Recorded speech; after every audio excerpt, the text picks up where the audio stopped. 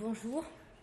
Pendant que les exempliers passent, je voudrais remercier les organisateurs de la journée et M. Zarini qui m'a invité à participer. Donc là, on va un peu en arrière dans le temps. Mon objectif aujourd'hui, pour aider au maximum les agrégatifs, n'est pas de lire et d'examiner tout le premier livre du De Rerum Natura, ce qui serait impossible dans le temps que j'ai, mais ce n'est pas non plus de me concentrer sur une théorie seulement, sur un élément seulement. Ce que je voudrais faire, c'est donner un outil qu'ils pourraient utiliser concrètement lors de leur concours. J'espère y arriver. Donc, mon objectif est d'analyser l'ensemble des théories principales présentées dans le champ premier à la lumière d'un concept clé qui semble traverser et unifier systématiquement le champ premier, mais aussi tout le poème en entier. Ce concept est celui de limite. Philippe Deleuze, en 1969, est le premier savant qui utilise ce concept pour mieux comprendre le système épicurien. Selon le savant, la philosophie d'Épicure, même si elle refusait les systèmes de valeurs traditionnels, gardait tout de même la nécessité de normes stables, de repères. C'est de cette façon qu'il explique le recours des épicuriens à la limite. Qu'est-ce que ça veut dire ? Comme vous le savez, le De Rerum Natura de Lucrèce expose les théories principales de la philosophie d'Épicure. Cette philosophie est caractérisée par un système de pensée plutôt rigide. Comme c'est clairement dit par Diogène Laërce dans le livre 10 des Vies des philosophes, consacré à Épicure, le système épicurien est organisé en 3 parties, la canonique, la physique et l'éthique. La canonique, qui fonctionne comme un outil, établit les canons épistémologiques, à savoir les critères qui nous permettent de connaître la réalité. Cette réalité n'est que, en termes épicuriens, la physis, c'est-à-dire la nature. Cette nature microscopique, constituée par les atomes, et macroscopique, constituée par les composés des atomes, c'est-à-dire les corps, est observée et étudiée par la physique. Si la canonique nous apprend à connaître de façon correcte, à travers les sens, les prénotions, les affections, la physique est l'application de cette bonne façon de connaître à l'objet de connaissances privilégiées des épicuriens, c'est-à-dire la nature. Mais pourquoi faire ? Est-ce que la canonique et la physique sont des fins en soi, selon Épicure ? Est-ce qu'on connaît tout simplement pour connaître ? La réponse est clairement négative, comme l'écrit Épicure dans la Maxime capitale 11, que je vais vous lire. Si nous n'étions troublés ni par nos inquiétudes relatives aux phénomènes célestes, ni par celles qui concernent la mort, à savoir qu'elle puisse être quelque chose pour nous, ni par notre incapacité à apprécier les limites des douleurs et des désirs, nous n'aurions nul besoin de l'étude de la nature. Cela montre clairement comment, selon Épicure, la connaissance a comme seul but d'améliorer notre existence, en nous libérant de la peur de l'inconnu et des fausses croyances. L'étude de la nature n'est donc pas une fin en soi, mais a comme objectif la recherche du bonheur. Mais quel est le lien entre ce système hiérarchiquement orienté vers l'éthique et l'emploi du concept de limite ? On va le voir tout de suite, c'est le texte premier de l'Endaut, c'est le début de l'éloge à Épicure, que je vais lire avec vous. Le prestige des dieux, ni la foudre ne la retèrent, non plus que le ciel de son grandement menaçant, mais son ardeur fut stimulée au point qu'il désira forcer le premier les verrous de la nature. Donc la vigueur de son esprit triompha, et dehors s'élança bien loin des remparts enflammés du monde. Il parcourut par la pensée l'univers infini. Vainqueur, il revient nous dire ce qui peut naître ou non. Pourquoi enfin est assigné à chaque chose un pouvoir limité, une borne immuable ? Ainsi, la religion est soumise à son tour, piétinée, victoire qui nous élève au ciel. Épicure est comparé à une sorte d'héros qui accomplit sa mission malgré et contre la foudre et le prestige des dieux. Mais quelle est l'action héroïque accomplie par Épicure et chantée par Lucrèce ? Avoir forcé le premier les verrous de la nature et le fait d'avoir fait triompher son esprit qui s'élança bien loin des remparts enflammés du monde. On a donc 2 actions héroïques. La première, le fait d'avoir été le premier philosophe, selon Lucrèce, il est un peu partiel pour ça, le premier philosophe à avoir forcé les verrous serrés de la nature. La nature ne se présente donc pas, pour ainsi dire, dévoilée. prête à être observée et étudiée. La nature, elle est très différente de ce que, moi, quand je lis ce passage, je pense toujours à la statue qu'on a dans la bibliothèque de médecine, qui s'appelle « La nature se dévoilant à la science ». Donc cette femme qui se découvre devant les yeux des scientifiques. Ce n'est pas du tout l'idée d'Épicure. D'accord ? Donc, pour Épicure, la nature se cache, se couvre plutôt. C'est à cause de cela qu'il y a autant de peurs liées à elle et autant de fausses croyances. La nature est donc un objet qui cache les lois qui la règlent. Ici, on a la première référence à la limite, qui est une limite à la connaissance, à notre capacité de connaissance, au moins à une connaissance facile, spontanée, sans obstacle. L'héroïsme d'Épicure réside dans le fait d'avoir franchi cette limite, d'avoir forcé les verrous des portes de la nature et d'avoir ouvert ces portes et après, ensuite, avoir partagé ce qui se trouvait au-delà. La deuxième action héroïque est avoir fait triompher son esprit, même au-delà des flammantia menia mundi. Alors, derrière cette expression, il y a plusieurs interprétations. Il y en a déjà deux qui sont importantes. La première est, ces flammantia menia mundi serait la référence à la formation du monde selon Épicure. Selon Épicure, quand un monde se forme, parce que le monde a une naissance et une mort, quand il se forme, les parties les plus légères de matière, normalement le feu et l'éther, s'échappent. Et donc, ils forment une sorte de couche enflammée tout autour du monde. Ça, c'est la première interprétation. La deuxième est un peu plus polémique, c'est-à-dire que Lucrèce pourrait se référer à une théorie assez célèbre des prédécesseurs d'Épicure, probablement la théorie aristotélicienne, selon laquelle le monde, l'univers, donc dans ce cas-là, le monde serait l'univers serait fini. D'accord ? Donc, fini, en plus, enfermé dans une couche enflammée. Donc ça, c'est les deux possibles interprétations. Donc, dans le premier cas, les frontières du monde seront la concrétisation d'un obstacle qui limite notre connaissance. Donc, Épicure ne se serait pas limité à connaître ce monde-là, mais aussi ce qui est au-delà. Dans l'autre possibilité, métaphoriquement, Épicure il se serait élancé au-delà des frontières enflammées de l'univers établies par d'autres philosophes. Les philosophes qui ont philosophé avant lui. Donc, après ce voyage au-delà des portes de la nature et des remparts de l'univers, qu'est-ce qu'il a-t-il trouvé exactement ? La réponse de Lucrèce est extrêmement intéressante. Il dit, je cite, « Vainqueur, il revient nous dire ce qui peut naître ou non, pourquoi enfin y assigner à chaque chose un pouvoir limité, une borne immuable. » Elles sont au nombre de deux les lois découvertes par Épicure. La première, ce qui peut naître ou non. Et la deuxième, la ratio, la raison, on pourrait dire la règle, qui fait que chaque chose a un pouvoir limité et une borne immuable. La première règle établit ce qui peut exister et ce qui ne peut pas exister. Il s'agit d'une limite, pour ainsi dire, génétique, qui constitue un obstacle à toute tentative d'expliquer la nature par le surnaturel.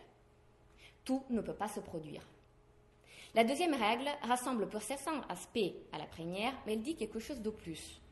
Tout d'abord, on parle de finita potestas, à savoir d'une limite à la possibilité des phénomènes, à ce qu'un corps peut potentiellement faire, produire. Et ensuite, de l'existence d'un alte terminus aerens. Tous les termes examinés jusqu'ici forment, vous pouvez le remarquer, un lexique de la limite. Claustra portarum, menia mundi, finita potestas. Cependant, ici, Lucrèce utilise un terme très fort, terminus. Terminus, en latin, indiquait les confins signalés par des pierres, les terminalia, qui délimitaient les terres voisines appartenant à différents propriétaires. Terminus était aussi une divinité à laquelle étaient consacrés les confins des terres et qui établissait la limite de toute chose.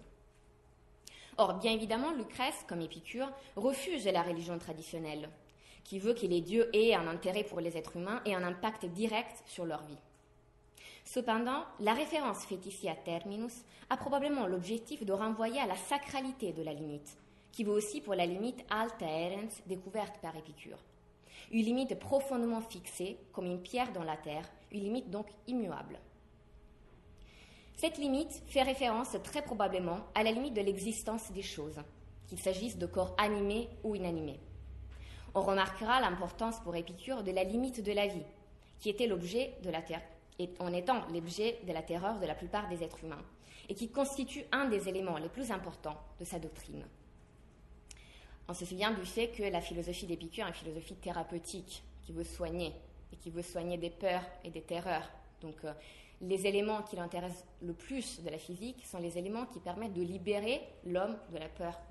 Et donc, dans le cas de la mort, qui est la peur principale pour tous les hommes, cet élément de la fin de la vie, c'est particulièrement important.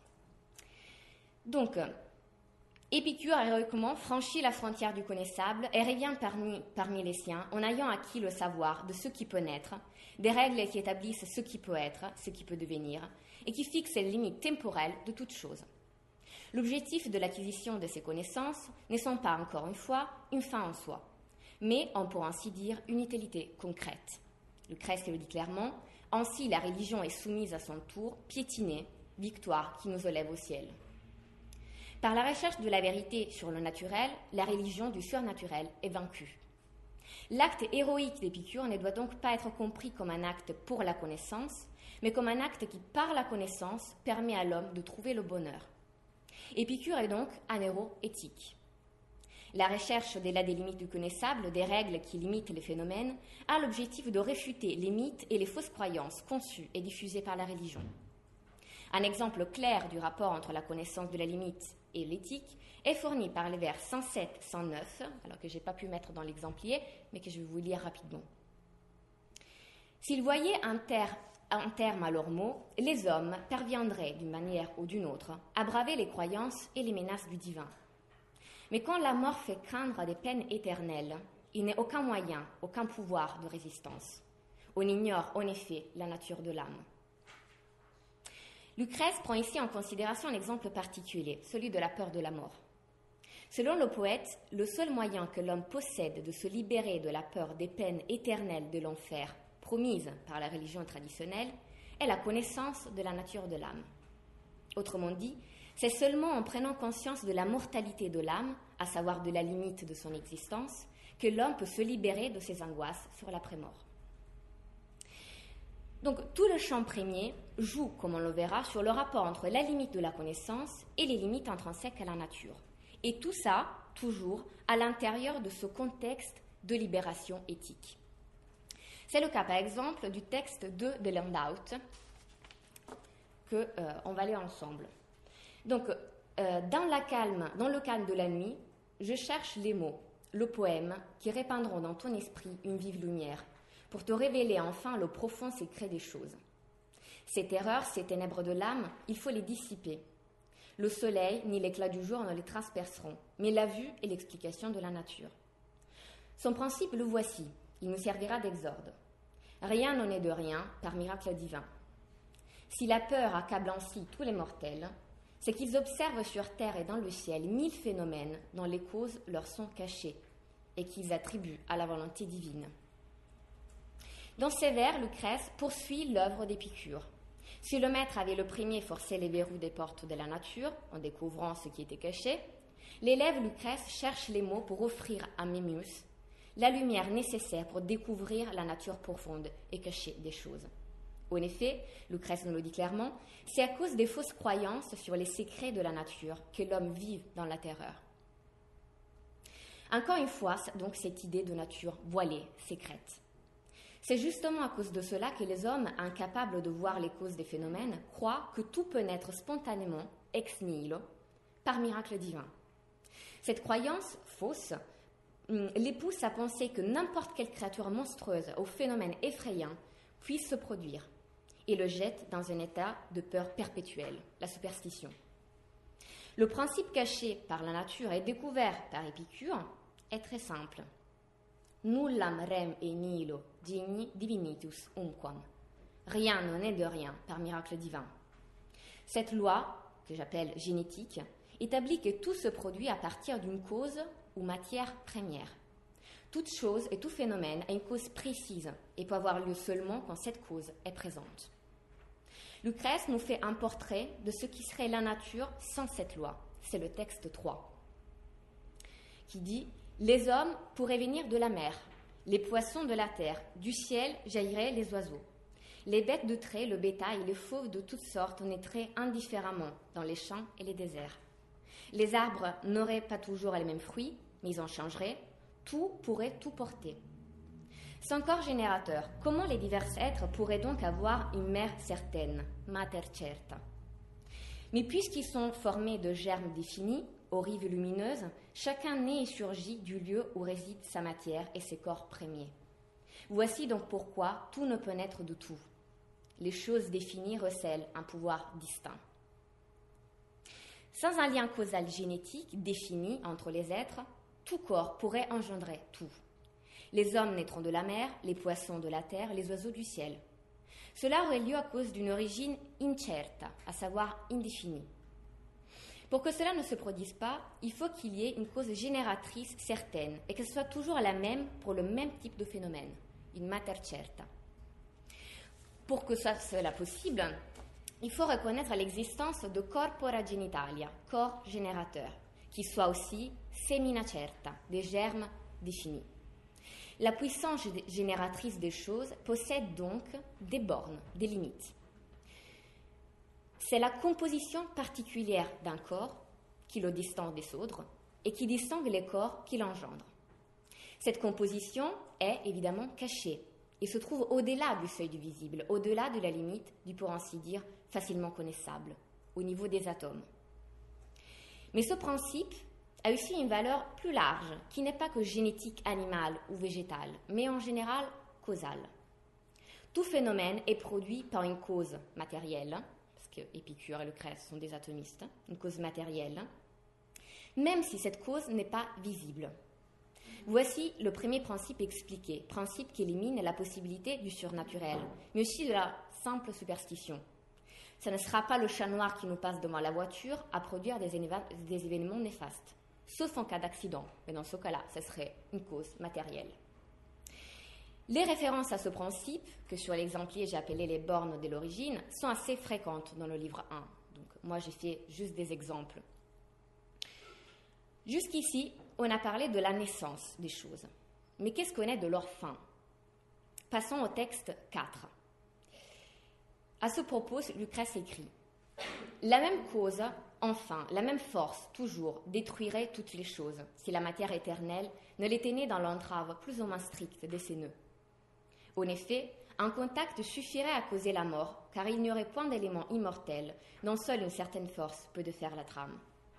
Mais en réalité, les nœuds des éléments premiers diffèrent les uns des autres, et leur matière est éternelle. Les choses restent donc intactes le temps qu'advienne une force capable de corrompre leur tissu propre. Rien, donc, ne retourne au néant, mais toute chose se désagrège et rejoint les éléments de la matière.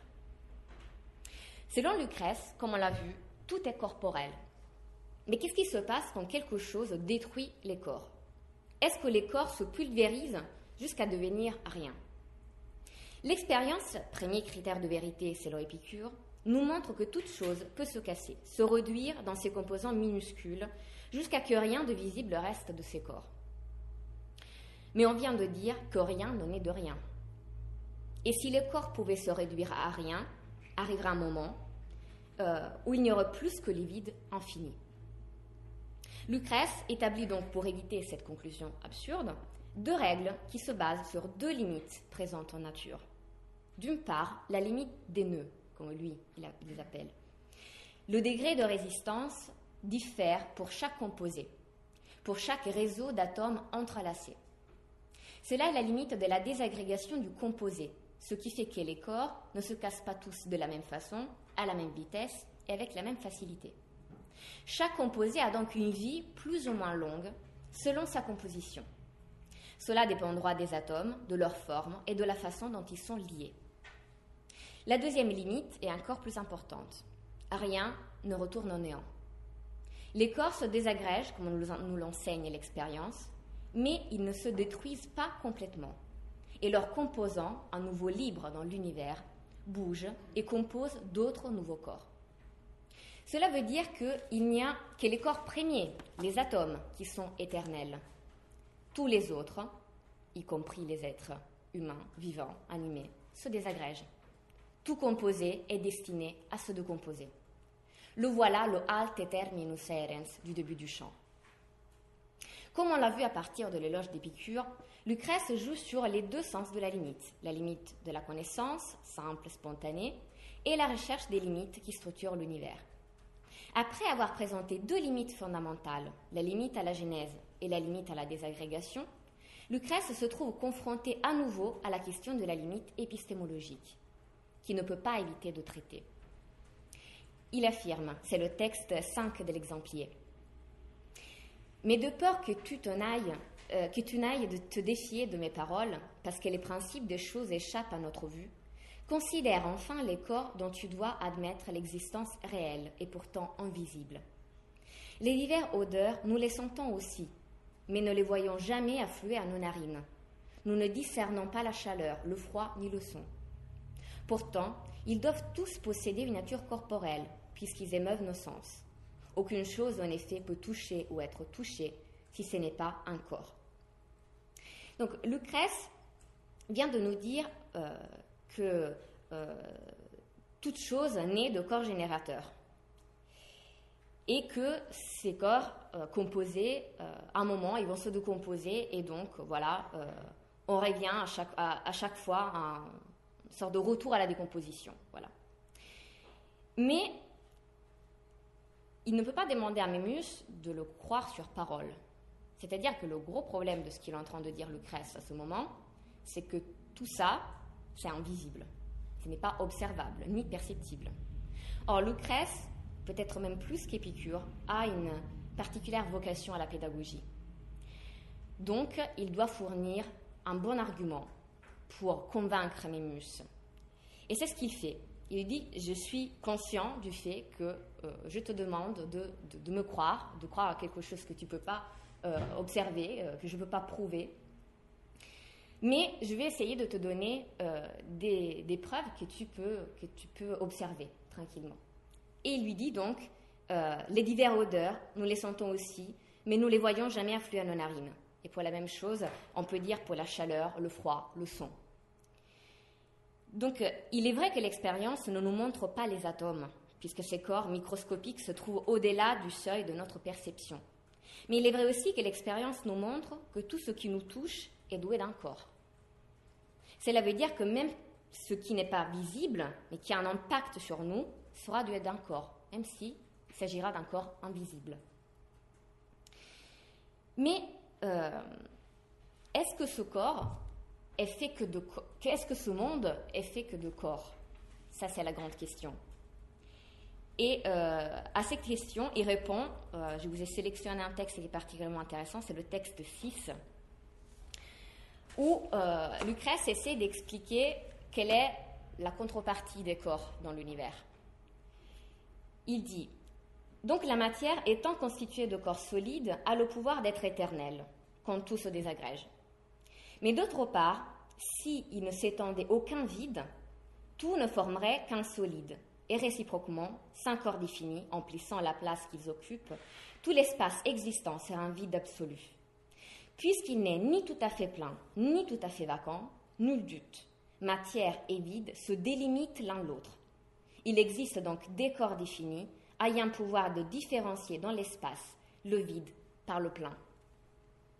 Donc jusqu'ici, Lucrèce nous a parlé d'un monde constitué de corps visibles et invisibles. Or, si dans le monde n'existait que le corporel, cela voudrait dire qu'il n'y aurait qu'une seule substance unique, complètement compactée.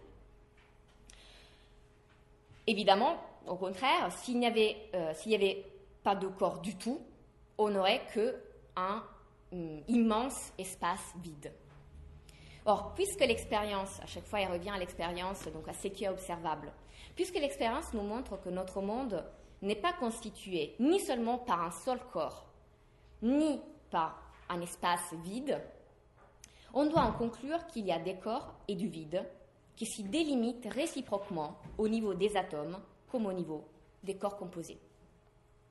Et voici donc une autre notion de limite fondamentale.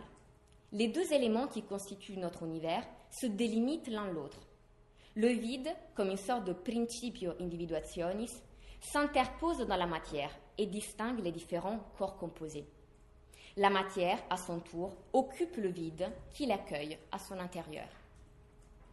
Vous voyez donc comme Lucrèce utilise le concept de limite pour définir, décrire le monde et pour expliquer sa composition.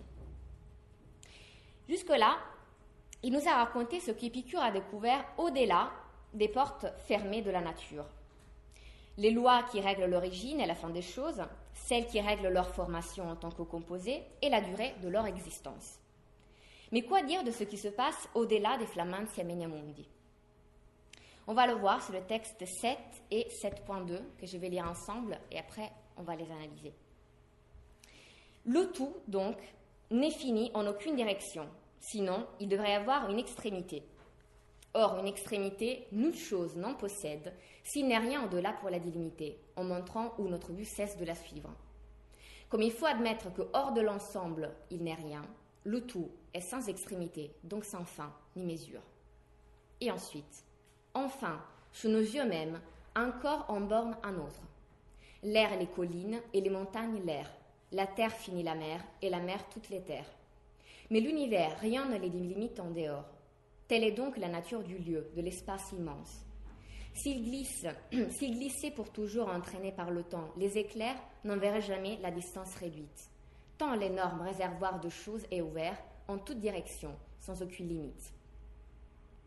Ces deux groupes de vers s'avèrent particulièrement intéressants. D'une part parce que nous découvrons que l'univers, puisqu'il est le tout, n'a pas d'extrémité, donc n'a pas de fin. Qu'est-ce que ça veut dire cela? Pour que quelque chose soit fini, alors l'argument est assez technique, mais pour que quelque chose soit fini, il faut une extrémité. Mais pour que quelque chose ait une extrémité, il faut que quelque chose d'autre, après cette extrémité, le limite.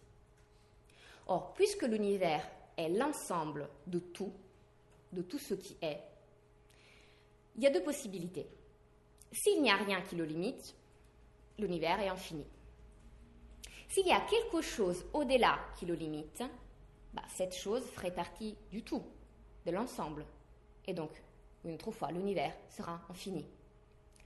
C'est une ruse, c'est vraiment une stratégie. D'accord? Il joue avec les mots. C'est-à-dire que pour démontrer que l'univers est infini, il dit que l'univers est le tout. Et donc, quand on dit tout et on dit l'ensemble de choses, il n'y a rien au-delà. Donc, forcément, ça doit être quelque chose d'infini. Il n'a pas d'extrémité. D'un point de vue logique, on pourrait essayer de déconstruire l'argument, parce qu'il n'est pas si fort que ça. Mais voilà, ça c'est l'argument qui est offert par Lucrèce. Donc on va utiliser un peu de principe de charité et on va l'accepter comme il a présenté. Donc, si l'univers, le tout, n'est pas délimité, je cite, « l'énorme réservoir de choses est ouvert en toute direction, sans aucune limite. » Autrement dit, si le tout est illimité, les corps aussi, avec le vide, seront limités. En effet, si la matière était limitée, elle serait perdue dans l'infini, et les atomes ne se rencontreraient jamais, puisque l'espace serait trop étendu. Ce réservoir de matière est donc aussi infini et illimité dans la quantité et dans la direction. Mais comment donc mettre ensemble la limite qui occupe la plupart du champ prégné et l'illimité, vrai protagoniste de sa conclusion? Lucrèce le dit clairement dans les derniers vers du dernier passage qu'on a lu. La nature interdit la mesure à la somme des choses, en forçant la matière à se limiter par le vide par la matière. Ainsi, l'une et l'autre, alternant, font le tout infini. La nature ne limite pas la somme des choses, à savoir le tout, dans la quantité et dans l'espace, qui est donc illimité, infini. Elle le limite d'une autre façon, à savoir en mélangeant la matière et le vide, en formant dans le tout le singulier, à savoir le particulier, l'individu. Elle forme le fini dans l'infini, le particulier dans la totalité. Toutes les choses singulières, tous les individus, mélangés de matière et vide, finis dans le temps et dans l'extension, forment tous ensemble un tout infini. Pour conclure, par l'outil de la limite, Lucrèce nous transmet le savoir d'Épicure sur la nature, en nous enseignant ce qui est limité et ce qui est illimité, et surtout où se trouve la limite des choses et pourquoi. De plus, comme on l'a vu, cette recherche de la limite se révèle être une recherche héroïque, puisque se fait au-delà des frontières, des limites, encore une fois, du facilement connaissable. Cet acte de recherche se révèle héroïque, puisque seulement en sachant où est la règle, où la limite se trouve, nous pouvons dire de connaître ce qui est autour de nous. Seulement en sachant ce qu'un objet, un phénomène, un être vivant peut faire ou ne peut pas faire, on pourra dire de le connaître et arrêter d'en avoir peur. La limite est donc un concept, un outil épistémologique, mais aussi un outil éthique, parce qu'à travers sa possession, notre regard sur la nature autour de nous change, et avec lui, notre façon de la vivre. Et si savoir ce que la nature peut ou ne peut pas produire calme nos angoisses, imaginez ce qui peut faire le fait de connaître notre nature à nous, notre nature d'être vivant et d'être humain. À partir de cette connaissance, il sera vraiment possible, selon les épicuriens, de réfléchir sur ce que l'homme, l'être humain, peut faire pour être véritablement heureux. Merci beaucoup de votre attention.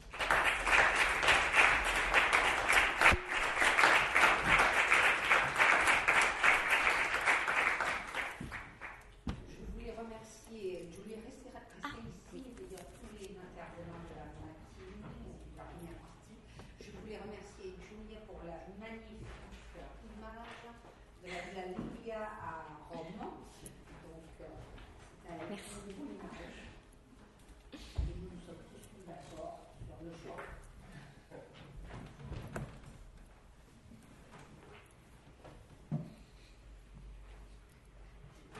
Alors, il n'y a pas de.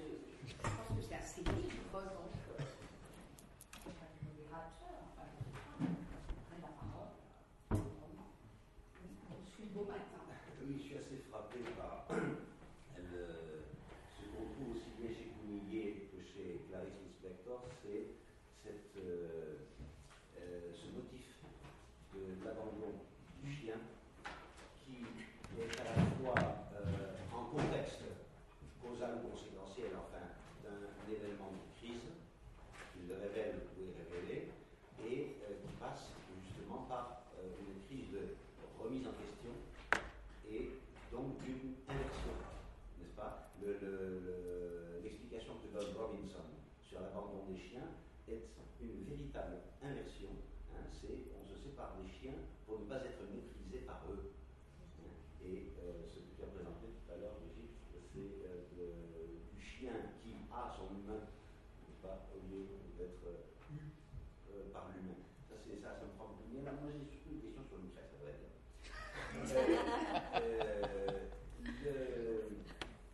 Quand tu disais qu'on pouvait un peu déconstruire l'assimilation de l'univers au tout pour les besoins de la démonstration, moi ça me fait penser à ce que raconte Bachelard dans la formation d'esprit scientifique. En forçant un peu le trait, on pourrait dire que Bachelard assimile la formation scientifique à une formation essentiellement de type rhétorique. Bon. Et ça me fait penser du coup qu'il faut peut-être essayer de différencier dans la critique que l'on peut faire de Lucrèce ce qui est de l'ordre de l'argument et ce qui est de l'ordre de la rhétorique. Et en fait, tout ça pour aller dans le sens que tu dis toi-même, c'est-à-dire que Lucrèce a une vraie vocation pédagogique, il a un propos véritablement pédagogique. Et alors du coup, si on revoit toute cette espèce de filiation de glossateur en chaîne, continuateur, critique, améliorateur, enfin tout ce que l'on est, et si on parle de Démocrite, par exemple, ensuite Épicure, ensuite Lucrèce, ensuite Marx, il y a donc si on convient que Épicure, disons, a donné ce saut plus matérialiste, disons, à l'atomisme de Démocrite, Marx, lui, avait beaucoup de tendresse pour Lucrèce parce qu'il estimait qu'il était le meilleur lecteur d'Épicure. C'est-à-dire c'est lui qui avait le mieux compris ce en quoi Épicure avait amélioré le dispositif de l'atomisme. Et alors, il y voyait justement quelque chose de l'ordre d'un regard moderne qui avait su voir une modernisation. Du coup, je reviens, c'est ça qui m'a inspiré la question, c'est le terminus, le recours au fond à la figure du Dieu, terminus. Et je me demande en fait si on ne peut pas le lire aussi comme quelque chose qui n'est plus de l'ordre de l'argument, puisque chez Épicure, ça n'est plus ça, et donc, mais qui devient quelque chose de l'ordre du rhétorique. Et qu'en cela, c'est précisément moderne, c'est-à-dire faire ce que désormais nous avons fait de ça, c'est-à-dire des mythes, et non pas des explications, disons, de premier rang. C'est ça que je veux pas. Je me demande si c'est pas comme ça qu'on peut le lire. Moi, je suis totalement d'accord. Voilà. C'est-à-dire qu'en plus, ça, c'est vraiment ce qui différencie Lucrèce d'Épicure. C'est-à-dire que, j'imagine, hein, mais on a très peu de textes d'Épicure, mais je ne pense pas qu'Épicure aurait fait ce choix de utiliser... Alors, c'est vrai que le terme terminus existe aussi tout simplement pour dire confin, mais en connaissant un peu Lucrèce, ça lui arrive souvent de mentionner des dieux pour indiquer en réalité plutôt un concept derrière le dieu. Voilà. Et il le fait parce que ça lui permet de dire beaucoup plus que le simple concept. Alors, par rapport à Épicure, qu'il avait une tendance un peu, de ce point de vue, entre guillemets, un peu scientifique. C'est-à-dire que pour être sûr à 100% qu'il n'y ait pas du tout d'ambiguïté possible, ce qu'il faisait, c'est que s'il n'y avait pas déjà un mot qui avait la signification qu'il fallait, il en créait un. Lui, il donnait la signification, comme ça, il était sûr qu'il n'y avait que ça et rien d'autre. Ce que Lucrèce fait, c'est que, au contraire, lui, il n'a pas un langage très, très scientifique, très technique. Il utilise, au contraire, des mots qui, parfois, sont un peu ambigus, très complexes à lire, ils ont plusieurs significations, ce qui fait que, souvent, ceux qui travaillent sur Épicure n'aiment pas particulièrement travailler sur Lucrèce. Et parce que c'est beaucoup plus difficile d'un point de vue interprétatif. Mais à mon avis, c'est exactement ça la richesse de Lucrèce. C'est-à-dire que, puisque, comme vous avez dit, il a, comme j'ai dit aussi, il a cette vocation pédagogique, la richesse de certains concepts lui permet de donner beaucoup plus à son interlocuteur. Et donc, voilà, par exemple, dans ce cas-là, c'est pour ça que j'étais vraiment à souligner avec terminus. C'est vrai que terminus c'est la frontière, le confin, mais le fait que pour la culture romaine avait aussi signification sacrée, ça permet au lecteur de reprendre cette sacralité que le lecteur romain connaît bien et de la passer et de comment dire, réinterpréter cette sacralité d'un point de vue philosophique et de l'utiliser pour comprendre le concept philosophique. Et ça donne beaucoup plus de richesse, en fait. Et aussi, il a aussi un impact différent sur le lecteur. Ce qui fait que la lecture du De Rerum Natura par rapport à ce qu'on a des traités d'Épicure, mais aussi par rapport à ses lettres, qui devaient être plus pédagogiques, voilà, le De Rerum Natura reste beaucoup plus efficace, vraiment dans l'enseignement de la doctrine. Donc, moi, je suis complètement d'accord avec vous.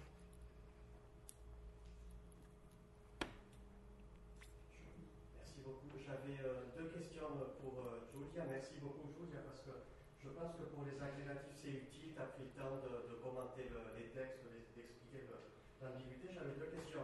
Il y a rhétorique, mais il y a aussi poétique. C'est-à-dire, Lucrèce est un philosophe, mais il est aussi un poète.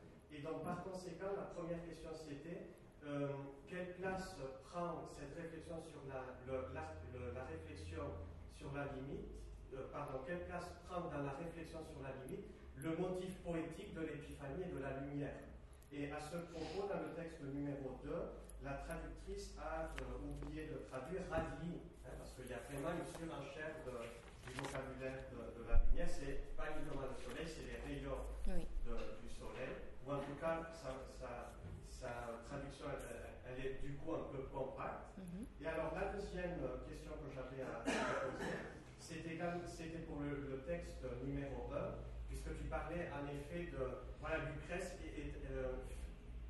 transmet l'épicurisme à un moment où, dans la langue latine, donc il y a quelque chose, je dirais, de très expérimental, et aussi du coup de très poétique, puisqu'il fait la fabrique des concepts latins à partir des concepts grecs. Mais alors, et du coup, tu parles d'une ambiguïté, mais moi j'aimerais revenir sur un autre thème du coup, sur le thème du terme religion à la fin du texte 1, qui a, la religion, à mon avis, c'est quand même une notion beaucoup plus complexe qui ne se ramène pas uniquement au terme de religion. Et par conséquent, est-ce que Lucrèce est en train de nous dire que c'est la religion qui pose des limites à la connaissance de la nature, ou est-ce que c'est autre chose? Et j'aimerais avoir ton avis sur cet aspect qui est très polémique. Oui, alors, merci à toi. Je commence par la deuxième question. C'est pour ça que à chaque fois, je change de mot c'est-à-dire que je parle de fausses croyances, je parle de superstition, je parle de religion. Parce que le problème, c'est que la seule religion, non, n'est pas assez, en fait, pour parler de religion, pour Lucrèce, à mon avis. C'est-à-dire que pour lui, c'est vraiment, de ce que je vois en lisant le poème, tout système qui empêche de connaître la nature pour ce qu'elle est. Voilà, c'est plutôt ça. C'est pour ça que souvent, je préfère aussi parler de superstition, mais aussi sur superstition, il faut se mettre d'accord, parce que il s'agit vraiment de deux plans à chaque fois. Donc la question de connaissance et de croyance, et la question de l'effet que cette croyance a sur l'action. C'est-à-dire que il faut toujours penser que Lucrèce est un poète, mais c'est un poète éthique. C'est-à-dire que tout son poème a comme objectif le fait de vivre d'une certaine façon, etc. Donc, dans le mot religio, à mon avis, il y a ces deux plans déjà, épistémologique et éthique, ce qui fait que religion, non, est un mot, une conception qui est trop spécifique en plus, c'est-à-dire qu'on a l'impression que ça renvoie à une idée des épicuriens qui sont contre la religion traditionnelle, mais c'est pas que ça en fait. Pour Lucrèce, les interlocuteurs, ses interlocuteurs, ceux qui critiquent, sont beaucoup plus nombreux. Voilà. Donc, à mon avis, il s'agit de quelque chose de plus important, et c'est pour ça que souvent je parle de croyance, parce que il me semble d'embrasser un peu plus, en général, la question, en fait. Et donc pour l'agrégatif, le jour où il va préparer l'oral, oui. Tu seras là pour souffler la bonne réponse. Qu'est-ce que tu proposerais pour religion? Alors, moi, je dirais... alors, il n'y a pas un concept seul. Moi, je dirais croyance. Il y a aussi scrupule, crainte religieuse Oui. En fait, ce serait les fausses croyances qui ont un impact direct sur la vie de l'homme. Ça serait tout ça. Mais puisqu'on ne peut pas, je pense que... il faut ouvrir le concept, il faut l'expliquer. Donc c'est ça que je conseille aux agrégatifs, de ne pas se limiter à un mot pour une question d'économie. Voilà. Mais essayer d'explorer, parce que c'est ça qu'il faut faire avec Lucrèce. Et on peut le faire avec plusieurs concepts dont il parle. L'autre question sur la lumière, oui. Alors... déjà, oui, il y a la question de la lumière. Il y a plusieurs passages où la traduction, moi je ne sais pas si pour l'agrégation, je n'ai pas contrôlé quelle est la traduction qui est... Celle que tu as donnée. C'est là, ok, très bien. Que moi j'adore, parce que c'est celle de Canny Turpin, j'ai toujours travaillé avec elle. Il y a parfois une richesse telle dans les vers de Lucrèce que pour une question même esthétique, c'est impossible de tout donner. Voilà, donc même dans le vers que moi j'aime beaucoup sur les claustra portarum, en réalité, il y a beaucoup plus de mots et Canny Turpin a traduit qu'une partie. Mais c'est parce que Lucrèce, il est dans l'abondance. Il est dans l'abondance d'un point de vue argumentatif, c'est-à-dire que pour chaque problème, il offre tous les arguments qu'il peut, même les plus faibles. C'est-à-dire que vraiment, il est dans cet élan, cette générosité d'arguments. Mais il le fait aussi vraiment dans un même vers. On a cette abondance de termes, mais parce que je pense qu'il essaie vraiment de donner des images le plus possible riches, en fait. Donc cette idée de cette porte qui est fermée et dont la fermeture est serrée, parce que ça serait ça l'image, c'est incroyable, en fait, c'est tout dire. C'est vraiment l'idée que lui a de la nature et de ce que le philosophe se trouve à regarder, ce à quoi il se trouve confronté quand il se trouve à devoir étudier la nature. Donc ça arrive souvent. Et pour la question de l'épiphanie, alors, je ne sais pas trop, parce que sur les sections sur lesquelles moi j'ai travaillé pour la limite, j'ai pas trop analysé ça, mais je pense que ça pourrait être une bonne idée, parce que l'idée de obscurité et lumière, ça peut donner des arguments en plus. Ça, je pense que je vais approfondir cette question. Merci. Parce que ça fait partie d'une recherche plus large, évidemment, ce que j'ai fait. C'est pour ça que je suis plutôt contente que j'ai des éléments en plus. Merci. Je voudrais également prendre une question de Julie, si vous souhaitez. Alors, sur cette question de limite, moi j'étais au moment où nous avons échangé sur les sujets. Ce que je trouve extrêmement intéressant, c'est que la notion, elle est également active dans la deuxième partie du tétrapharmakos, c'est-à-dire aussi sur la limite des désirs et ce que l'on doit mettre en place pour parvenir au bonheur. Et du coup, je me demandais si tu penses qu'en gros, on peut vraiment voir dans le Verum Natura finalement une articulation de la limite qui passe par une limite physique, une limite canonique, puis une limite éthique qu'on doit s'imposer à soi-même. Mais est-ce qu'il n'y a pas du coup à ce moment-là une forme de renversement de la limite, parce que la limite physique elle est obligatoire, nécessaire, comme tu l'as bien montré. En revanche, la limite éthique que l'homme doit se l'imposer à lui-même, elle ne lui est pas donnée par la nature. Donc est-ce que tu dirais peut-être que le fait de s'imposer à soi-même une limite dans ses désirs permettrait à l'homme de vivre en conformité avec sa nature? Est-ce qu'on pourrait aller jusque-là?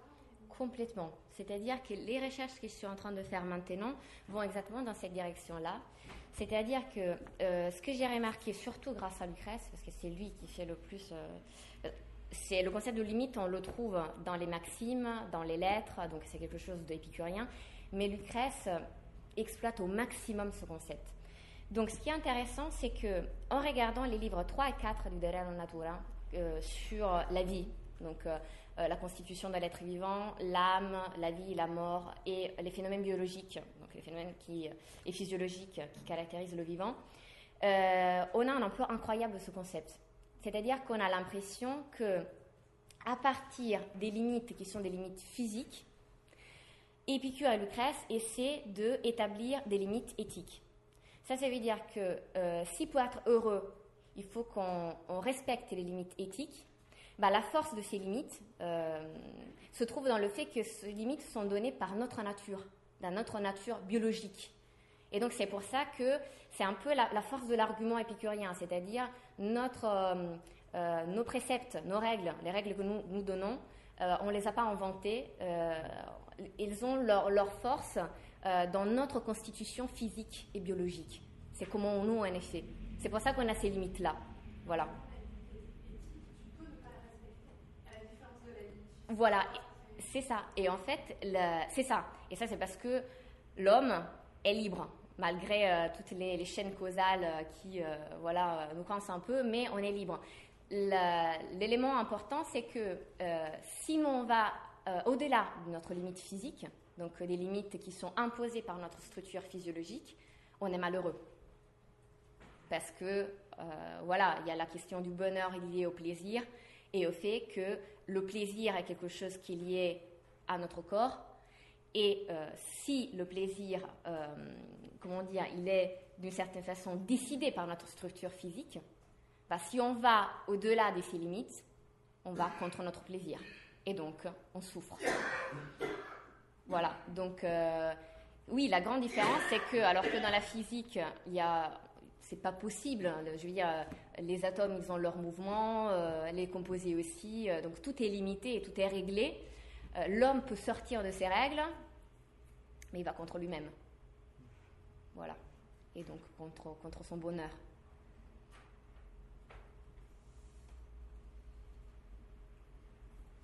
j'aurais une question, merci à tous. J'aurais une question pour Fabrice. Merci beaucoup pour nous avoir éclairé sur le texte de Coullier qui est sous des apparences de simplicité fort complexes, et à chaque réplique on peut s'interroger sur le sens de la réplique. Par rapport à alors, cette scène première est évidemment la scène de genèse de la pièce, une relecture de la Genèse aussi, comme tu as très bien montré, la pomme qui est là, qui est évidemment une référence aussi à la grande pomme qui est New York et qui viendra après. Mais peux-tu nous réexpliquer l'histoire de l'androgyne? Je n'arrive pas à le voir très clairement. Alors, j'y ai repensé par rapport à, évidemment, il y a des personnages masculins et féminins, et comme c'est cette première scène des reines premières, génétique de Genèse, on pourrait le penser. Mais si on repense à ce jeune homme, le jeune garçon de la fin, et tu as très bien dit qu'il coupe le cordon ombilical, nous sommes toujours dans une extrême ambiguïté chez Coullier, et donc moi je ne sais pas si c'est l'enfant qui coupe le cordon ombilical ou si c'est la mère en disant pars parce qu'aujourd'hui ce n'est pas le moment que tu viennes vivre chez nous. Enfin, ça c'est mon interprétation. Donc l'affaire de l'androgyne, est-ce que tu peux nous dire vers quelle piste, comment on pourrait le comprendre? Alors sur le rapport à l'androgyne, il vient non seulement par rapport à cette première scène, mais également par rapport aux autres scènes également. Ma lecture que j'en ai faite et sur la dissémination des indices de l'androgynisme tout au long de la pièce. Mais par rapport à la première scène, la jeune femme et le double du jeune homme sont tous les deux dans la même type quête identitaire. C'est les deux facettes d'un personnage Janus, encore une fois, et ce sont les mêmes personnages en fait. Et ce qui est déroutant en première scène, c'est que lorsqu'un personnage a un moment d'assurance identitaire, c'est l'autre qui perd son assurance identitaire, et ainsi de suite pour arriver finalement à trouver un équilibre, l'équilibre qui arrive sur le récit fondateur et aussi récit eschatologique, et qui est en fait le début de l'arrivée et de l'assomption de ce jeune garçon qui arrive par-dessous, par le lit également, en rapport également là, au lit et à la fonction matricielle. Et c'est en cela que les deux personnages en fait sont les mêmes personnages qui se cherchent, mais qui ont été séparés et qui les deux vont se retrouver, parce que la question qu'on se pose tout dans cette première scène, c'est le pourquoi cette rencontre. Quelle est la raison qui explique, au-delà de toute vraisemblance, cette rencontre-là? Parce qu'il n'y a pas de raison qui relève la vraisemblance. Pourquoi il n'y a pas de raison qui relève la vraisemblance? Parce qu'on est du côté du symbolique. Et c'est là que moi j'essayais de voir. Et il me semble qu'on pouvait y avoir une lecture de l'androgyne perdu, et qui est la lecture de Platon. Surtout, c'est également parce que j'ai eu une lecture philosophique qui a été, comme vous avez pu voir, un petit peu le dispositif que j'ai mis en place pour lire l'œuvre. Mais j'y voyais là, par ces personnages en fait, qui sont les deux facettes d'un même concept. D'accord. Voilà. Je souhaiterais se poser une question à Fabrice, d'abord le remercier pour cette intervention qui ouvre des pistes d'analyse extrêmement intéressantes, extrêmement riches. Et je voudrais revenir sur ce que tu expliques à propos de l'influence de Strindberg sur le théâtre de Coullier, qui de toute évidence dans la pièce, dans Islande, renvoie à ce que tu as appelé le dramastation que crée Strindberg. Mais j'ai l'impression qu'il y a aussi un autre élément, ce que Jean-Pierre Sarrazac appelle le jeu du rêve. Oui. Jeu du rêve dans l'œuvre paradigmatique de Songe de Strindberg, et qui lui permet de déjouer les pièges de la mimésis pour tendre à une représentation qui constamment déréalise la réalité, par le biais de l'onirisme chez Strindberg. Et j'ai l'impression que cette déréalisation de la réalité, à laquelle on assiste à la fin de la première scène avec le surgissement du garçon de son lit, c'est une constante de l'écriture de Coullier. Et j'ai trouvé que justement l'entrée par le théâtre de Strindberg nous permet d'accéder vraiment à l'ADN pratiquement de l'écriture de Cougnier, et je voulais te remercier pour cet élément. Ensuite, sur Maeterlinck, c'est vrai, là je ne l'avais pas perçu, et dans ton explication, on voit tout de suite. Néanmoins, en tout cas, c'est ce que je vais essayer d'expliquer.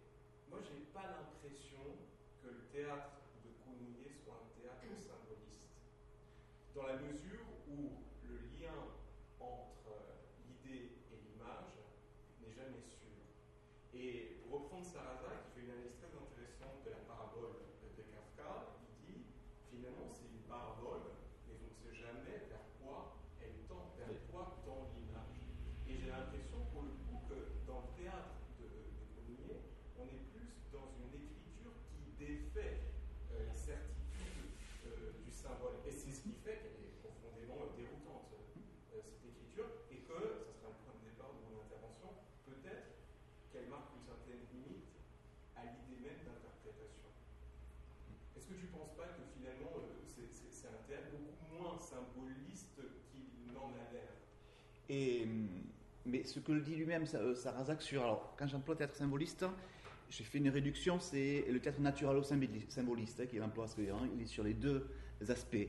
Et où lui-même démontre que le symbolisme à l'œuvre chez Hobsbawm, chez Strindberg et chez Maeterlinck, et relève également de la limitation de l'interprète à pouvoir accéder au sens.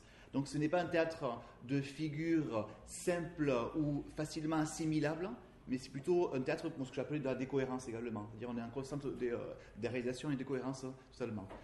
Je prends le symbolisme par cet aspect-là qui relève du sacré et de l'indicible également, qui est chez Cougnier important.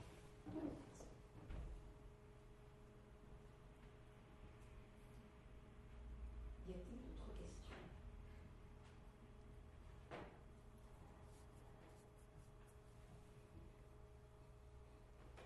Moi j'ai une petite question, mais parce que vous avez parlé des chiens, justement hier, en cours on parlait des rats.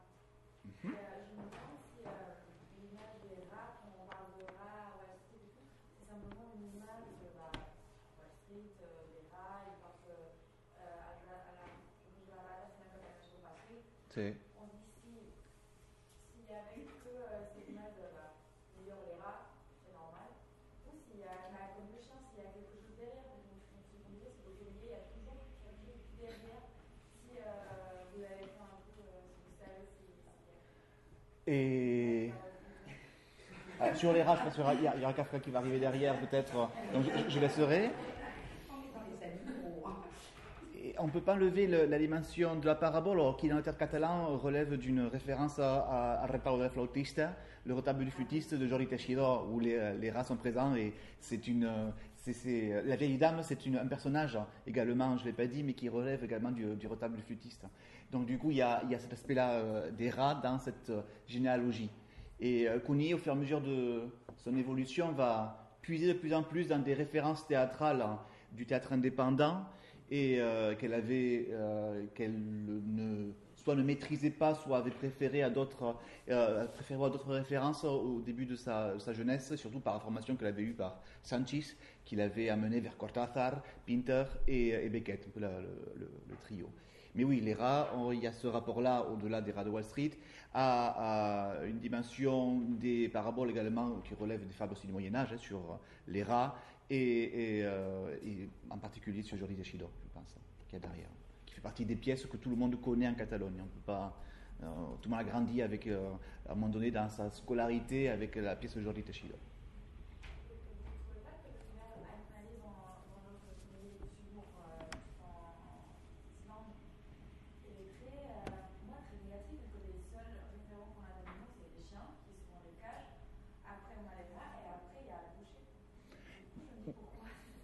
Mais alors, allez voir Massacre, en parlant d'animal, et j'en dis pas plus. Mais l'animal ici, le chien apparaît dans la scène 4, qui est la scène centrale. Et il y a aussi toute une une pensée structurelle de la forme chez Cougnier importante. La scène 4 est au centre, et sur cette scène. Et le chien est, comme disait très bien mon collègue, au-dessus de l'humain également. Donc il y a quand même une supériorité de l'animal. Alors là, on ne peut pas, je pense, enlever une logique dominicaine derrière. Et je pense que la lecture religieuse y est également. Mais les animaux ne sont pas que les aspects négatifs, c'est simplement la symbolique des pulsions humaines qui sont dans les pulsions vues depuis le caractère agonique et le caractère complètement du combat. Mais l'animal, sans cela, n'est que la métaphore ou l'expression réalisée de ce que sont les troubles internes et la violence interne des personnages.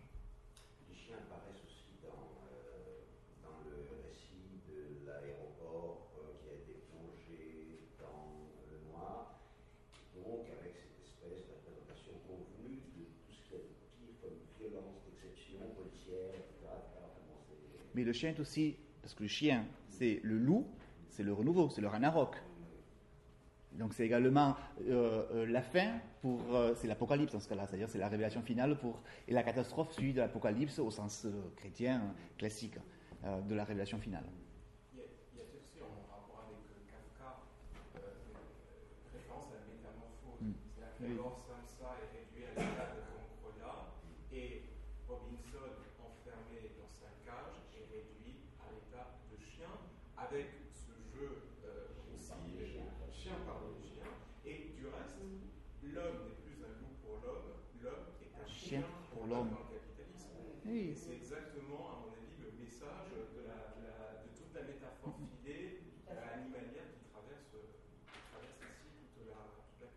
Puisque le capitalisme est la manière de dompter la nature, comme le chien est la version domptée du loup. Donc, c'est cette même logique-là. Anne Chekouni, on peut... Je pense que les étudiants ne seront pas avec la bouche close. On l'espère. Hein.